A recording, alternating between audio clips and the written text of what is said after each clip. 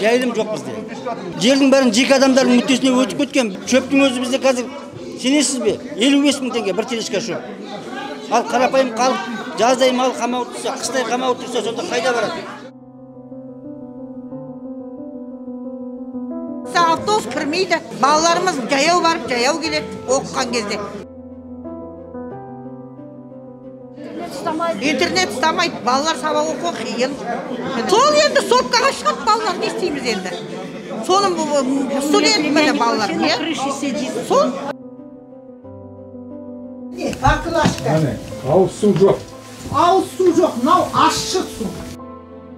Су келген жоқ, Петровкадан барып 3-4 километрден келіп алып келеді. Машинесі жоқ, қалай әкеледі? Бұл негізі 21-ші ғасырда өмір сүріп, 21-ші жылы келгенде ол дұрыс емес те бұл.